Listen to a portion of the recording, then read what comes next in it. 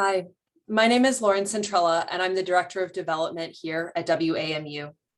As a public media organization, our mission is to connect listeners and members like you to each other and the world. Public radio works because listeners and members who value the service step up and give back. Support from listeners and members is also our most reliable and important source of funding, especially right now. This book club would not be possible if we did not have your support. Whether this is your first book club event or your 10th, if you enjoyed the discussion today, please consider making a gift to support this series of events. You can donate at dianerehm.org/give. We're grateful for the over 1,300 people who've registered to join us today. I want to let you know that this event is being recorded and closed captioning is available. Just click the CC button on your screen. And now, let us start the discussion with the host of our book club, Diane Rehm. Thank you, Lauren, and welcome to all of you for the July meeting of the Diane Rehm Book Club. Today we discuss a fabulous book, Where the Crawdads Sing, the debut novel by wildlife biologist Delia Owens. It was published in 2018. It has sold 15 million copies and spent 168 weeks on the bestseller list. But the release of this month's film adaptation has renewed questions about the author's time working in Zambia and a connection to the shooting of an elephant poacher. Joining me today to discuss the novel and the controversy, Cy Montgomery, a naturalist and author of 34 books, including The Soul of an Octopus and The Hawk's Way. Maurice Carlos Ruffin. He's professor of creative writing at Louisiana State University and author of We Cast a Shadow and The Ones Who Don't Say They Love You. And also, sorry about that, also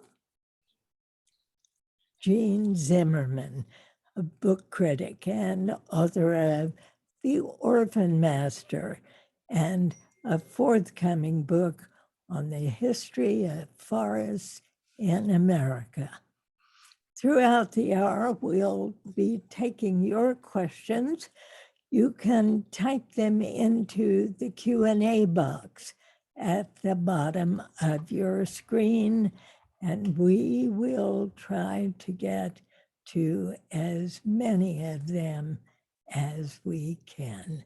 Welcome to all of you. It's so good to have you with us. Cy Montgomery, let me start with you. This book was #1 on the bestseller list longer than any in history. So for you, my first question is, what do you think has made this book so incredibly appealing? Well, I think it's because it's a story of survival. I think, we're all rooting for what's been called the man in a hole. And here's this character, Kyra, who is abandoned by everyone in her family. And as a little girl, she has to grow up in the swamps of North Carolina. And I think the book especially appealed to me because I always wanted to be that wild child. I wanted to run away and live in the woods. And so I was rooting for her the whole time. I was fascinated by the way she described the difference between a marsh and a swamp.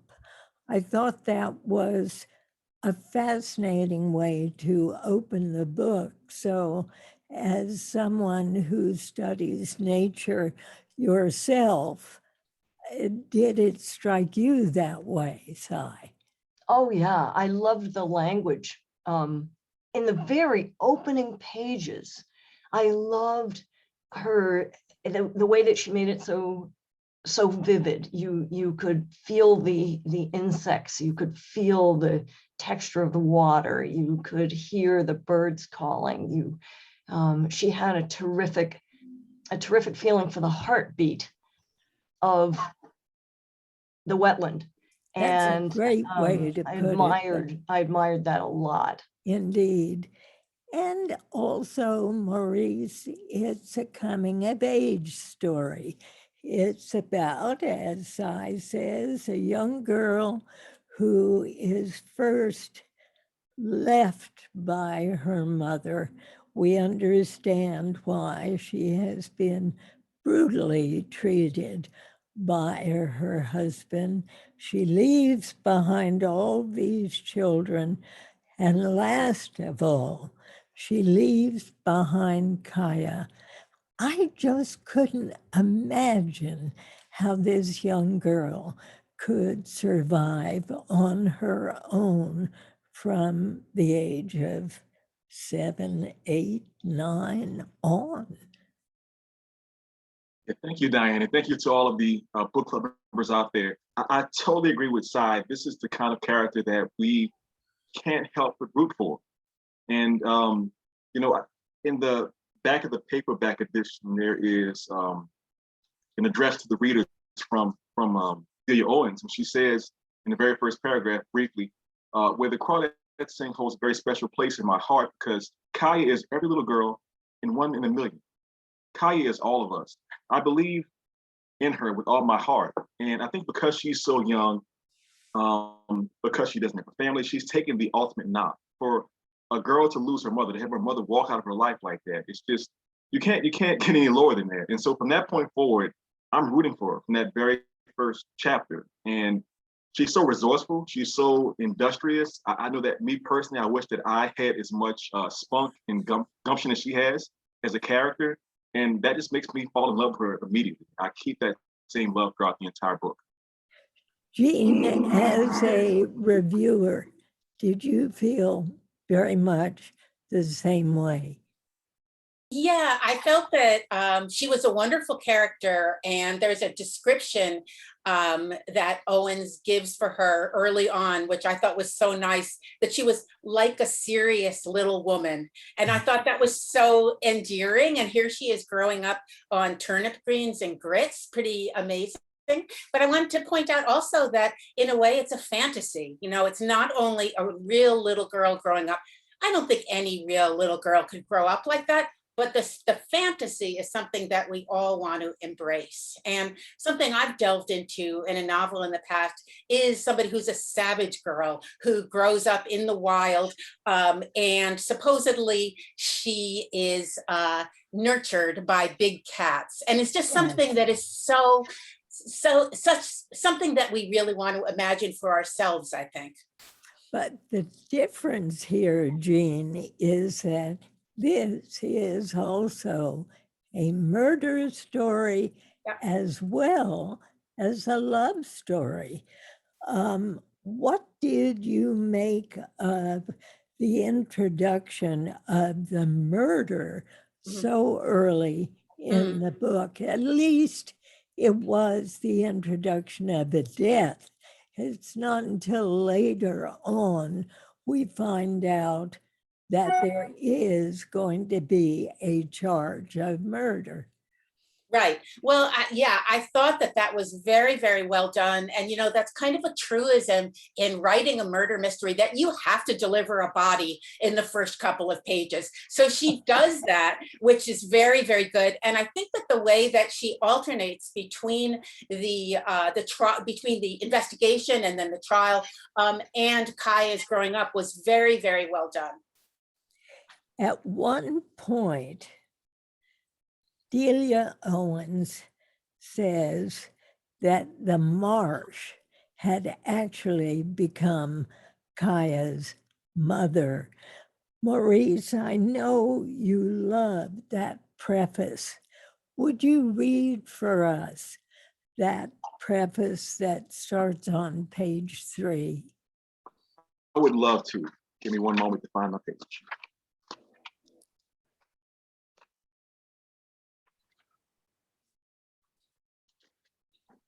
Make sure I have the correct page. We started with marshes, not swamp. It's a slow pan of the marsh.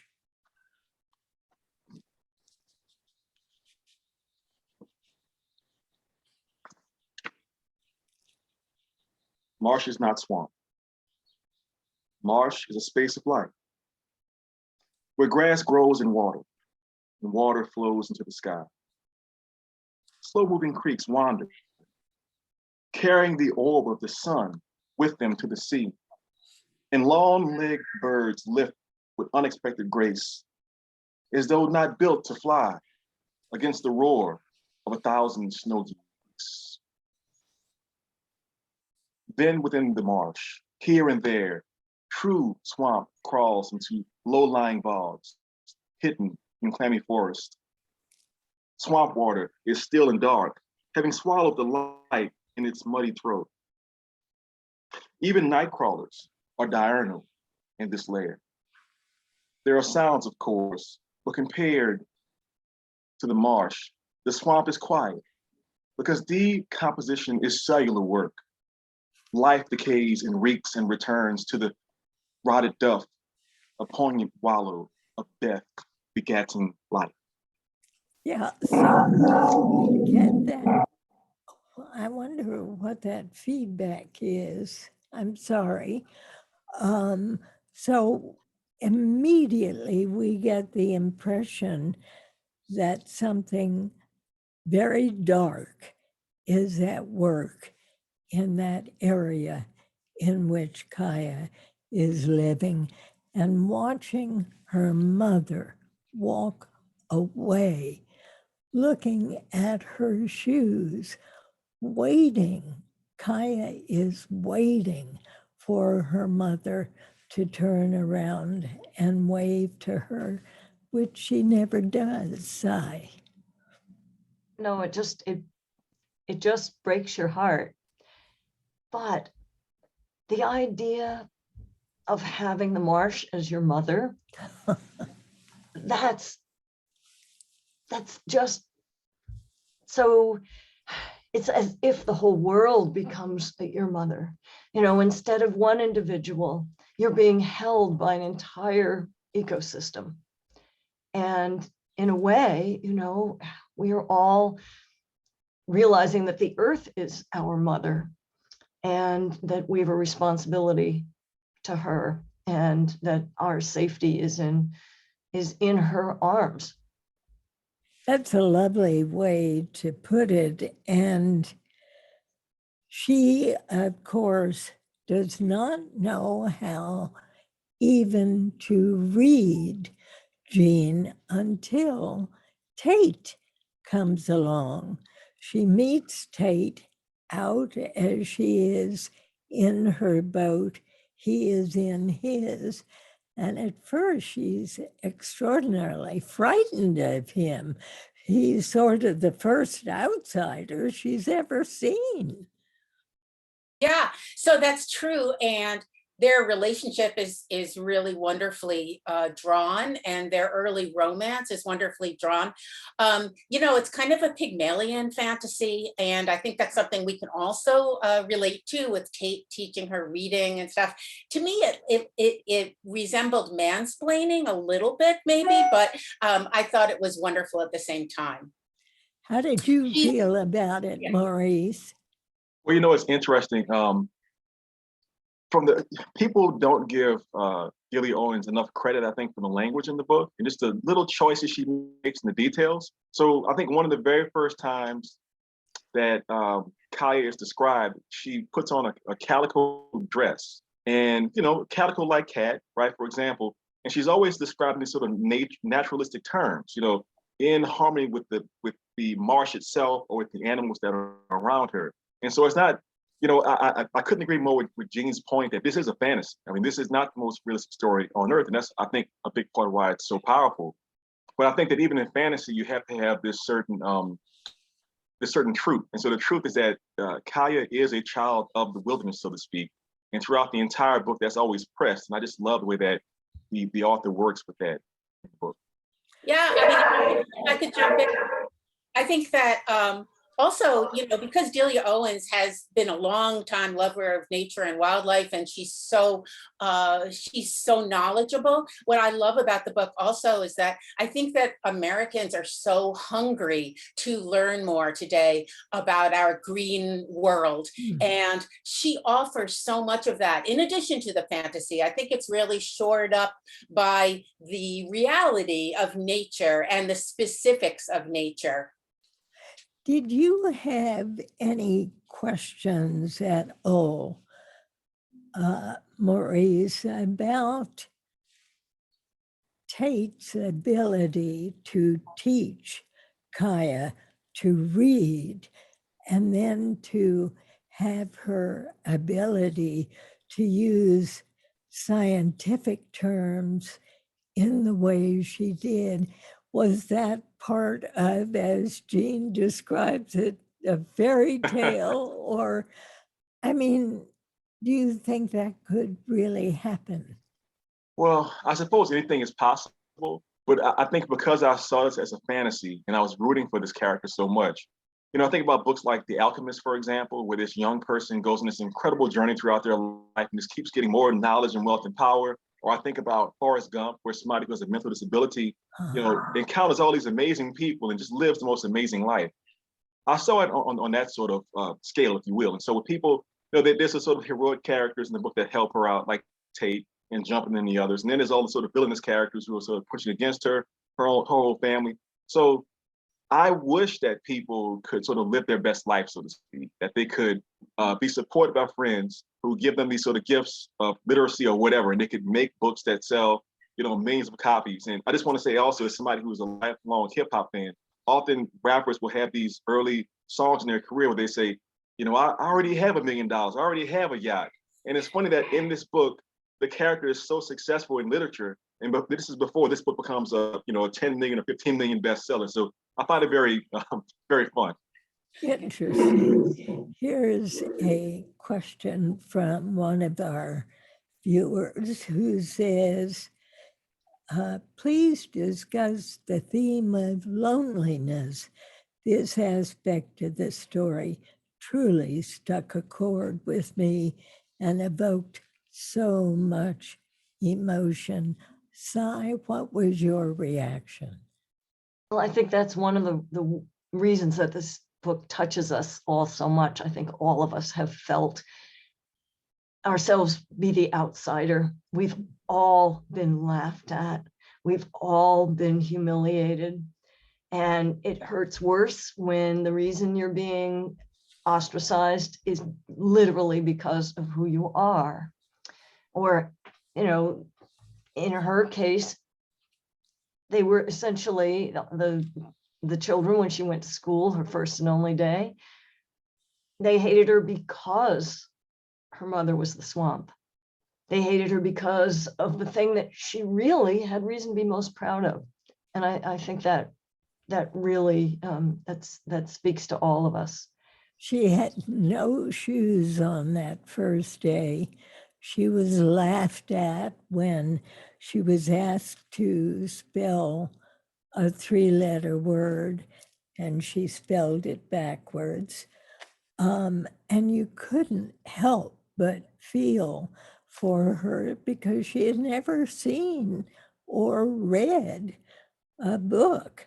Another theme in the book is racial segregation, Maurice, and a lot of critics have pointed out that Delia Owens used a kind of slang that shouldn't have been applied to Blacks in that book. What was your reaction? Well, she's working with dialect there. And so for me, having family from that part of the world and knowing some of the old timers, I could read it and go, okay, it's not that accurate. You know, maybe it's 50% accurate, but there's parts that just sort of ring hollow. I think for me with the characterizations, I think the biggest questions I had about those characters like Jumpin and his wife Mabel was just a sort of one-dimensionalness. Like the simplest version I could say is with all of the other characters, there's sort of, you know, sides of goodness and sort of not so goodness. So for example, you know, her dad leaves her, right, which is terrible. But for the longest time, he does come back to her. Yes, obviously mental problems, he's an alcoholic, but he does come back to her. You know, Tate, who is this great love interest early in the story, so, you know, leaves her. When Chase shows up, you know, he tries to attack her, but he apologizes for it. Whereas with the Black characters, they're always doing the right thing, and it makes them just feel so flat in comparison. You know, the first thing Jumpin does is, I want to make sure you have food in your mouth. The first thing Mabel does is, I want to give you some clothing and show you how to garden. And just makes them seem, in this fantasy world, they've been less realistic than the other characters. How did you feel, Jean? Yeah, well, in terms of portraying Black and white characters, I mean, at some point, in terms of the dialect, Tate says, we all got magnolia mouth coming from the North Carolina sticks. And I love that expression, magnolia mouth. And I think that that's something that Delia Owens tries to play with. And there have been other attempts in literature in the past. For instance, Faulkner. You know, I went back, this sent me back to look at Light in August, which has a lot of racial dimensions. And he uses dialect, but that was a long time ago. And I wonder whether perhaps today it's something we want to move beyond. And there was something else, just as an example of this, they talk about eating something called coon biscuits, right? And even though I know that coon is a kind of cheese and that's what it refers to, I think coon biscuits is a little bit of an unfortunate locution, given the time and place, but perhaps can be forgiven. And you know, Tate came back and asked, as you said, Maurice, for forgiveness after he promised to come back after his weeks in the laboratory by the 4th of July. He did not come back, and Kaya watched those fireworks by herself on the beach, just so sad and weeping. And of course, that's sort of how Chase manages to work his way in. What did you all think of Chase? Jean? Yeah, well, Chase is a cad, obviously, from the very beginning. Yes. We don't know how bad he is until I don't know whether we're supposed to be giving away spoilers on this show or not. Well, we are assuming that most of the Okay. people who are on have Okay. read the book. Okay. So that's how we'll proceed. Okay. So Chase, though, I mean, yes, he's bad. We know he's bad from the beginning. He gets worse because he attacks her horribly. So that, I think, gives us an idea, maybe he's going to get what he deserves, you know? So he plays that part. But he's obviously not a good guy. What did you think of him, Maurice? Yeah, I think it's one of those classic love triangles where you can clearly tell who is the best person for Kaya, but at the same time, Chase is kind of exciting in his own way. And we all know people like that who are just excited to that sort of bad boy character. And so it creates additional tension. There's so many levels of interest here. And yeah, definitely, Chase is a cad. I wanted him to get it. He does get it. And that's great writing when you're not too mad that somebody, gets murdered in a story. Here's a question from Lynn, who says, I liked Kaya's character a lot, but wondered at the realism of a self-educated girl who was able to use terms like collegial from essentially reading science books. She was clearly a brilliant mind, but many of the conversational skills she picked up didn't ring true. Did you feel that way, Sai? Yeah, I sort of, I was kind of amazed that she had these instant superpowers, but just like Maurice and Jean have said, you know, when you're reading a book of fiction, you just want to give yourself to it, like dropping yourself in the river and letting it carry you. It's no wonder we get the word narrative from rivers. We just want to be carried away. I mean, she not only was able to master all these scientific words, but she also, as we discover later in the book, writes poetry. This is somebody who seldom had anyone to speak with during the very time that you're supposed to be acquiring higher language skills. So, I mean, of course, there are people who are geniuses, and I'm happy to believe that they're out there. And to accept the fact that she could create these remarkable drawings. I mean, I happened to see the movie last week and recognize that the character who plays Kaya, the woman who plays Kaya, was left-handed. And these drawings are so, I mean, it leaves you breathless to see them. And it's no wonder that later on, again, through Tate's love for her, she finds a publisher who loves her work. And we all know how hard that is. And we all know how hard that is, absolutely. Well, at this point, I would like to pause in our discussion of the book itself and ask about your thoughts on the allegations that are out there, the desire of the Zambian police to talk with Delia Owens about the murder of a poacher in Zambia, one who came apparently after elephants. He was shot on camera by ABC in its profile of Delia and her husband and her stepson. I wonder what you make of that whole mess, Maurice. No, it's interesting to me. I'm not sure if I even had said this before, but I'm a former corporate lawyer. I'm not a criminal attorney, but I'm an attorney.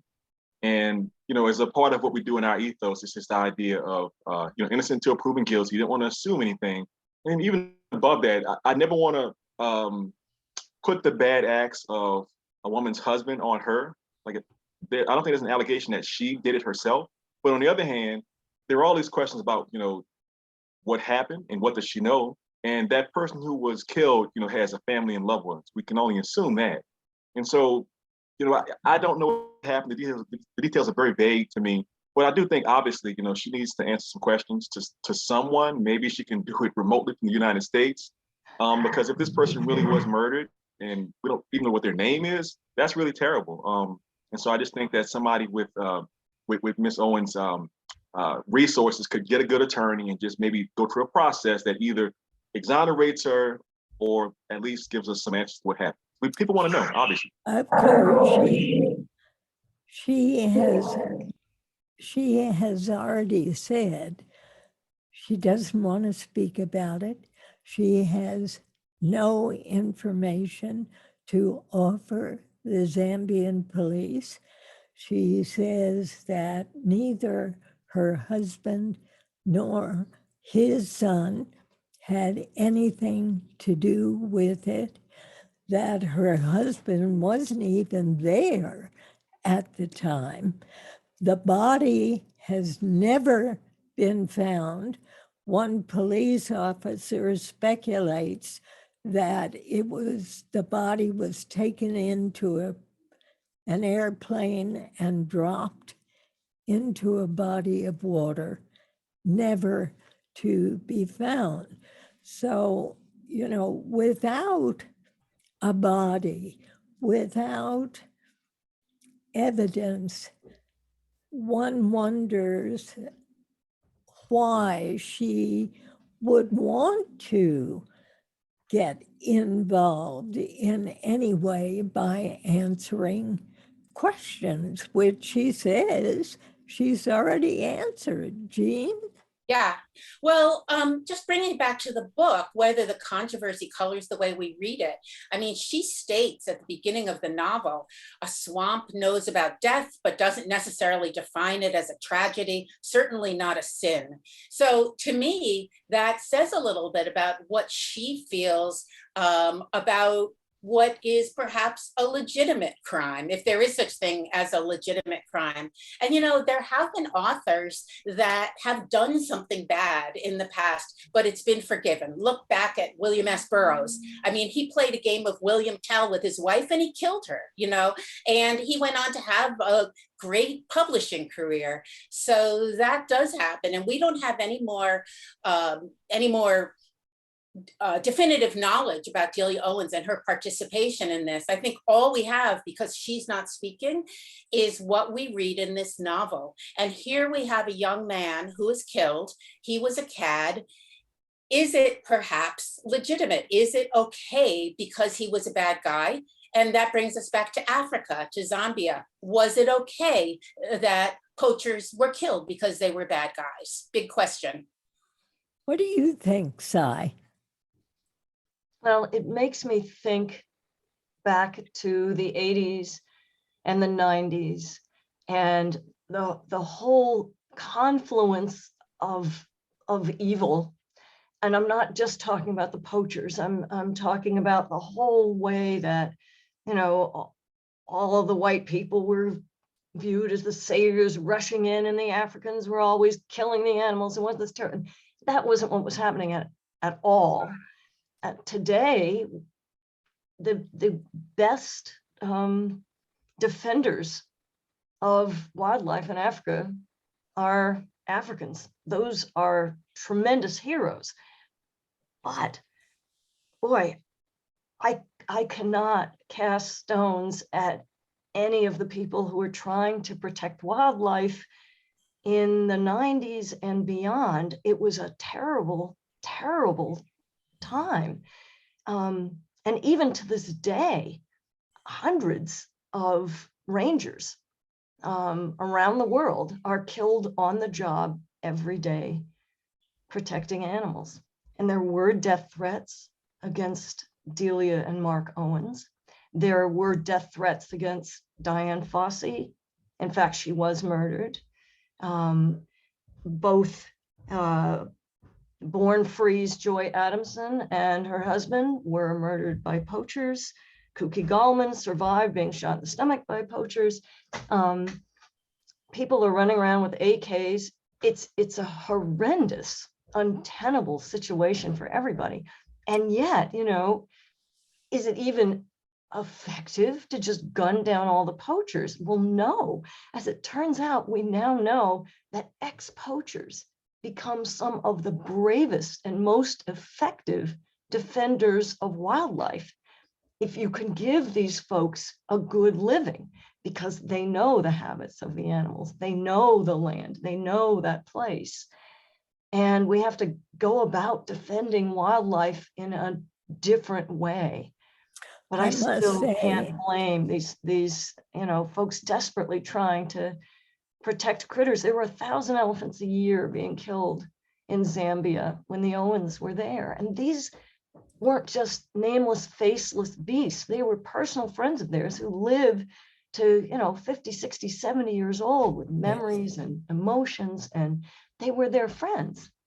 So that's that other side that we all need to think about as we try to go forward and defend animals and human rights in the most effective way we can. Indeed. And I must say, seeing film and photos of elephants with their ivory tusks sawn off just left me sick to my stomach. I do agree that the poachers have families. They're earning their livings by doing bad things, but they're doing it because perhaps it's the only way for them to do it. In 2010, when the first article about the Owens came out in the Atlantic, I found myself wondering whether it was because the book, which had been heralded, and now with the movie, all of that has risen up again. Jean? Yeah. Yeah, no, I think that it has come about, this renewed debate, because of the popularity of Delia Owens' book. So that makes sense that there is more of a spotlight shown on her and her behavior and her husband's behavior. And I think that the discussion is good. It's not bad. However, I do think we have to separate the book from what happened or may not have happened, because we don't know that. We don't know that information, but we do know what the book is about. So to my mind, you need to consider an author's work on its own, and not in light of those other issues necessarily. Because think of it this way, the book is going to stand forever. You know, the book is going to continue to influence people and impress people, and people are going to love it. And it is a thing in and of itself. And that's as it should be, I think. So interesting that CBS Sunday Morning did do a piece on her after the book came out. The 2010 article in the Atlantic was before the book came out, but she has found herself living in Idaho as near to the Canadian border as possible, totally alone. She and her husband now divorced. And she says she gets lonely. And there we are right back to Kaya and being alone and enjoying only, well, maybe not only, but certainly enjoying the company of the creatures around her even more than she does human beings. Maurice? Yeah, and I think it's such a complicated situation. So I want to put a fine point on it. The allegations at this point are only allegations. We don't know what happened. We're not even sure if there was a murder necessarily. But I think that, and this is to Sai's point, I think it's an extremely important point. Africa in the 80s and 90s had been suffering from, at that point, over 150 years of colonization. And so you had people who had undergone this economic transformation where there's a lot of pressure on them. And people are flooding in from around the world, putting this pressure on these people. And I can only imagine being somebody from that nation and just seeing more people coming in and questioning your choices. I don't believe that anybody should poach animals under any circumstances. But I think that systemically, you have to look at what was going on with the great world powers. Your America's England, France, Germany, Portugal, so forth and so on. In terms of the loneliness question, I think the book does a great, it asks an interesting question. What is the difference between loneliness and aloneness? I think that I'd be very lonely out in the swamp, but I think that Kaya as a character is interesting because she seems very effective and happy to be alone in nature, which is not to be alone at all because we're a part of nature. And I really find that to be a very intriguing and profound question that the book sets forth for us. Here's another question from our audience. I understand Kaya did not want to be a victim as her mother had been, but I saw no avenue for her to manage the murder the torturer. Did I miss something? It felt more like author manipulation than credible. It reminds me of the death in The Horse Whisperer that relieved the author from extracting a choice from the other character. Just my reaction. Enjoyed most of it, and it was quite a page turner. What about how she managed that murder and the way in which the prosecution and the defense portrayed what had happened? Jean? Yeah, well, Kaya's pretty inscrutable. She's very powerful in her own way. We don't want to believe that she could have done this. We can't believe it. And yet it seems to be the case at the end of, I barely can believe it myself. But I just want to reach back to one other thing that we were talking about, and that's her loneliness or her aloneness. So I saw Delia Owens give an interesting speech in which she talked about how important her oldest girlfriends were to her. She has, I think, 3 old girlfriends, and how they were everything to her. And it made me think about Kaya, who has no girls or women around her, and how differently it might have turned out if she did, aside from maybe if you count Mabel, possibly. Mabel, yeah. But that's about it. And she did have some sisters that disappeared and a mother that disappeared. But I think that that's a pretty big lack in the novel, and an interesting choice on the part of Delia Owens. You know what I wanted to see more of in the book, going back to the loneliness, and maybe this is because a lot of my friends are animals, is I wanted to meet more of her animal friends, more of them as individuals, because you have all this love in your heart, you know, all of us do, that we want to give. And around us, we have all these marvelous possible teachers.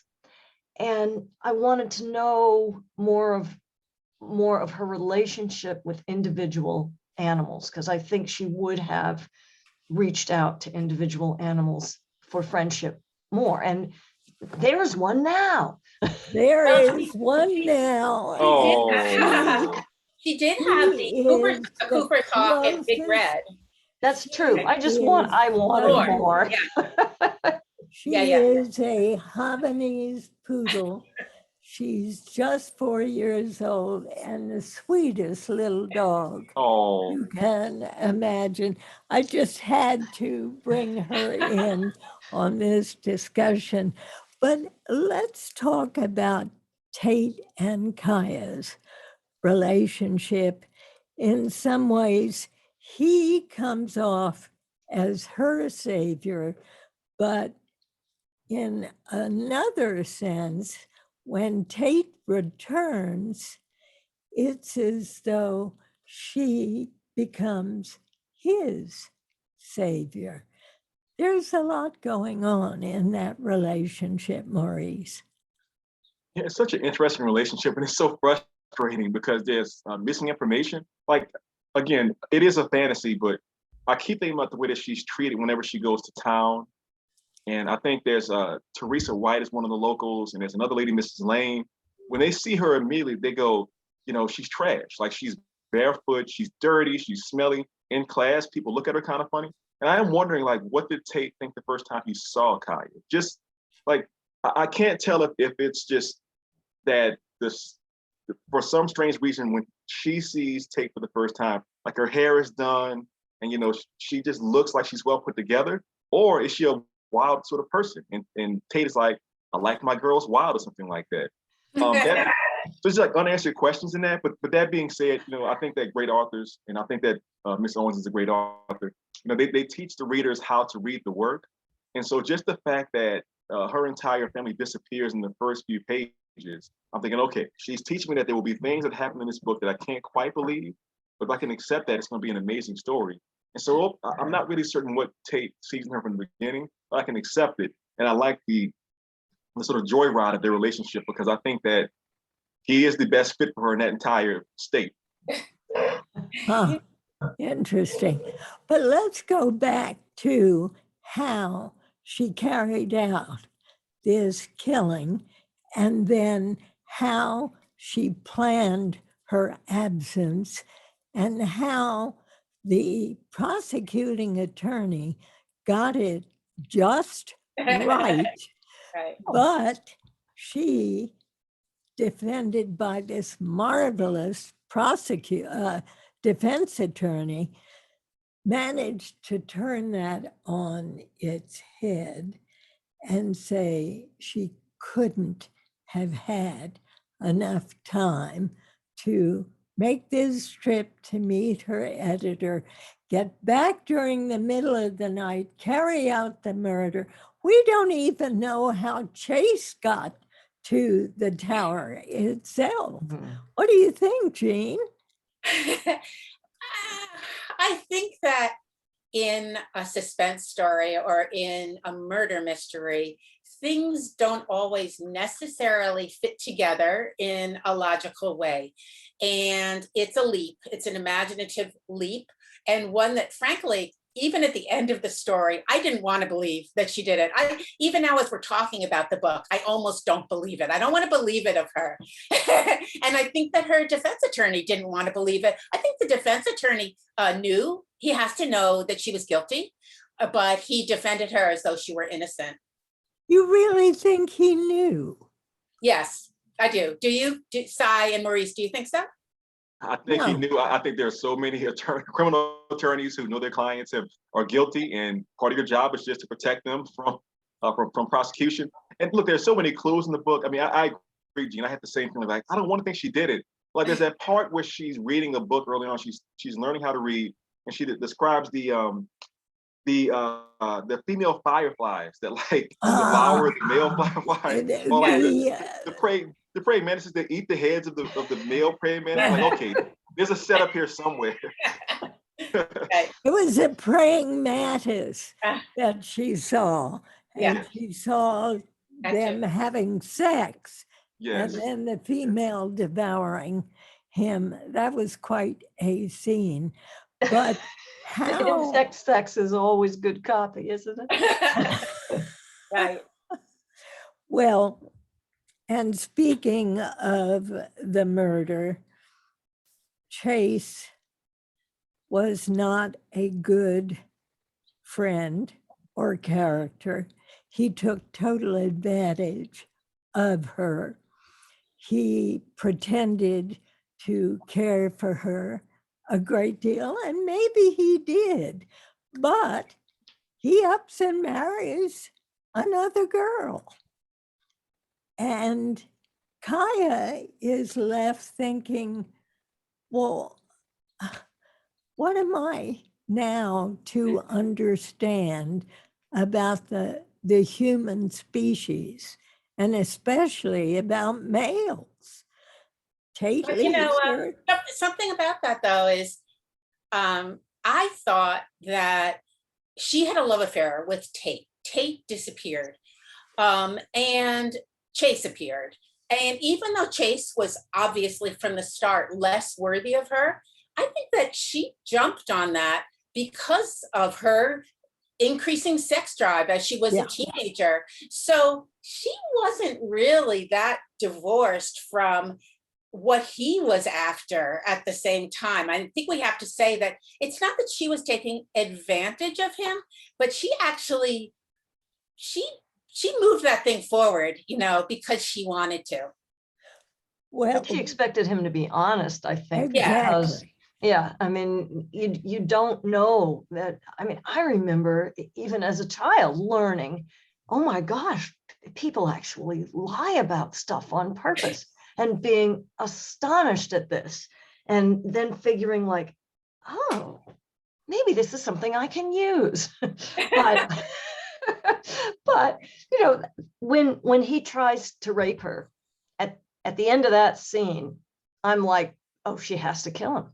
I mean, you got to get rid of this guy. I mean, she's either got to kill him or hope that somebody else does. At one point, I wondered if Tate had killed him for her, because the guy just had to go.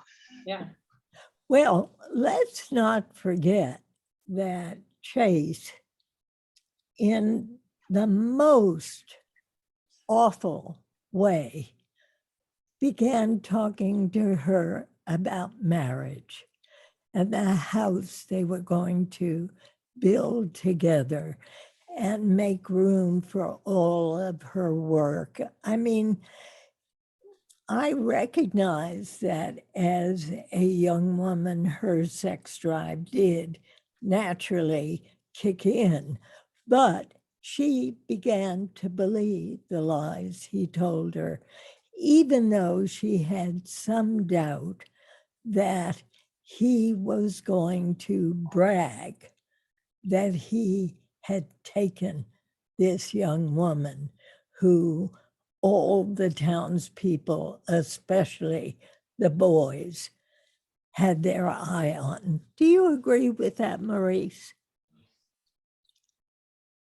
I agree with that 100%. And, you know, I also was thinking about the fact that, and this is another smart writing choice by Delia Owens, the threat of sexual violence is there from the very beginning.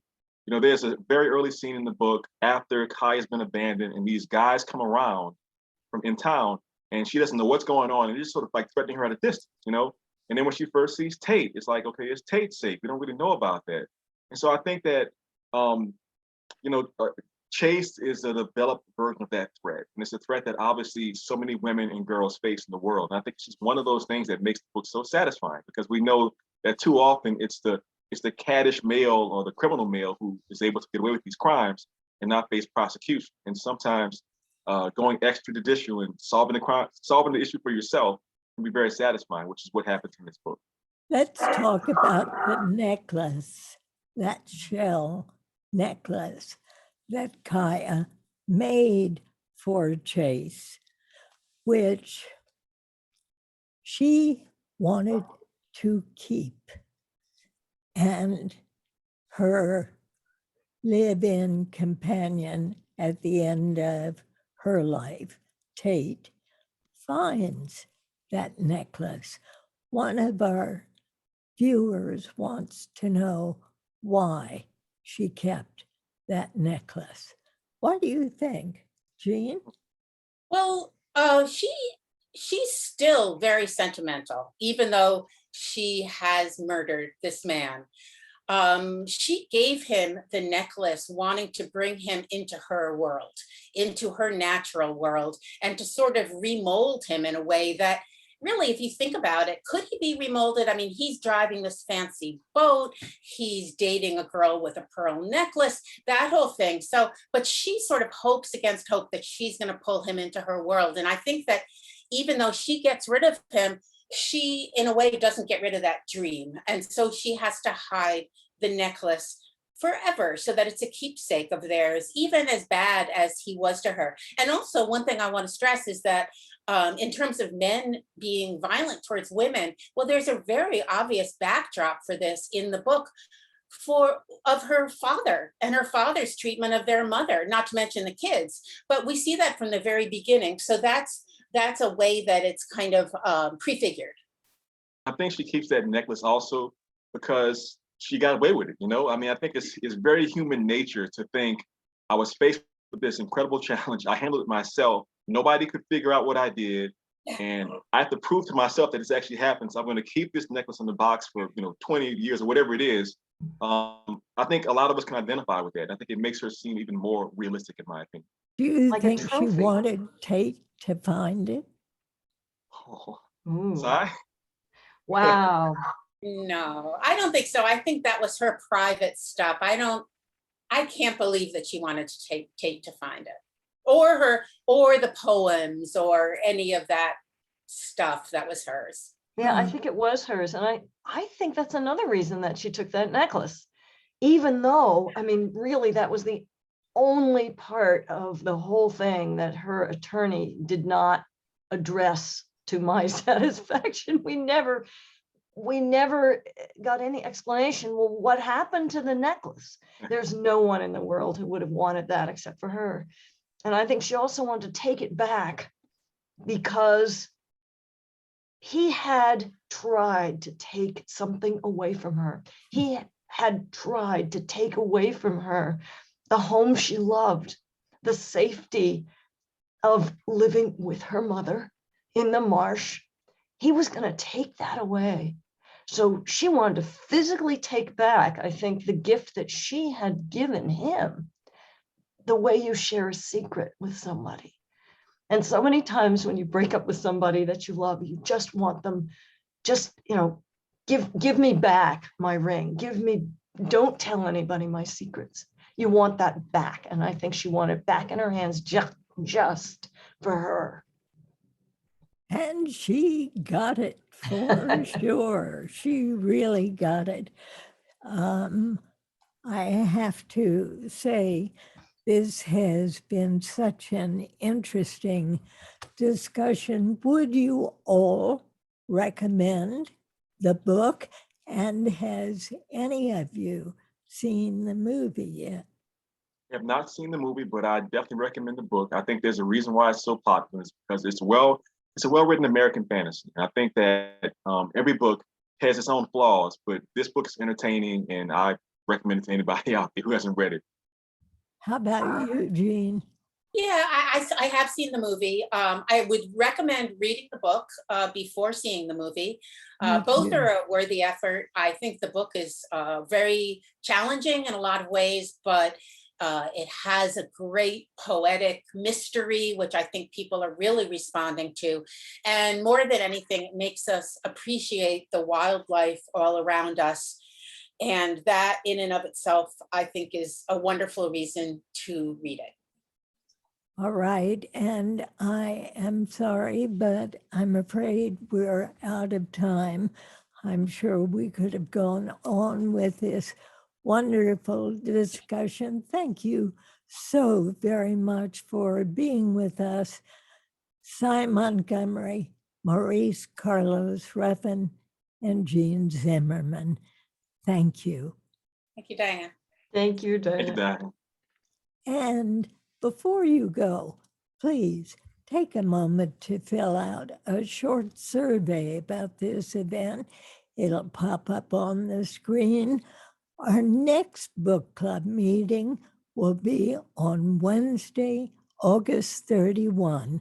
We'll discuss the new novel, Horse, by Pulitzer Prize-winning author Geraldine Brooks.